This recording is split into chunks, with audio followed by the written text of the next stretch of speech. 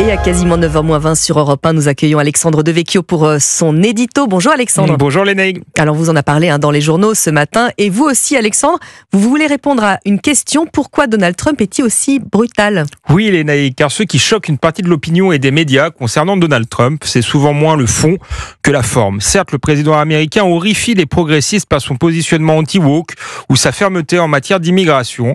Mais il faut aussi reconnaître qu'il indispose nombre de conservateurs.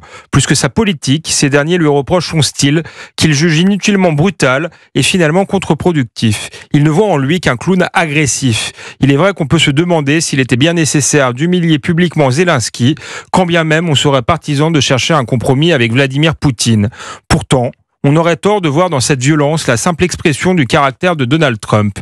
Si la brutalité de Trump est liée à son tempérament impulsif, elle s'inscrit aussi dans une véritable stratégie et est le fruit de l'époque et du contexte politique. Pourquoi est-ce que vous dites ça Alexandre ? Trump est le retour de bâton de 4 décennies de faillite des élites de gauche et de droite.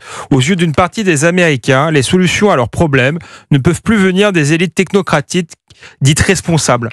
Celles-ci sont jugées au mieux déconnectées, au pire nuisibles. Comme l'explique l'intellectuel américain Rod Dreher, la majorité des classes populaires américaines considèrent que le système ne peut plus être réformé, mais doit être remplacé.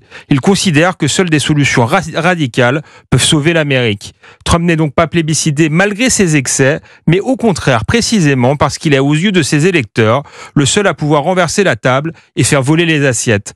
Trump, c'est la grenade dégoupillée que s'est choisie l'Amérique ordinaire pour faire exploser une technostructure juridico-administrative désormais perçue comme nocive pour la démocratie et la liberté.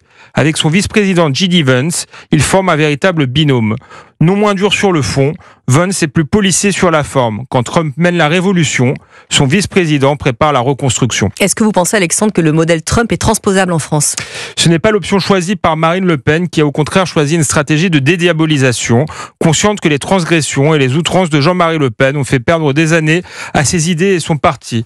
Mais l'époque a changé. Beaucoup de Français pensent que l'heure n'est plus à la nuance et qu'il faut tordre le bâton dans l'autre sens, pour reprendre l'expression d'Éric Zemmour. Quand les peuples comprennent qu'ils vont mourir, ils ont un sentiment de panique qui les pousse à empêcher leur mort d'advenir, expliquait récemment le président de Reconquête dans les colonnes du Figaro. Le Trumpisme et ses avatars ne sont rien d'autre que le sursaut désordonné des peuples qui ne veulent pas disparaître. Et c'était l'édito d'Alexandre Devecchio. Merci Alexandre, à demain. Merci Lénaïque.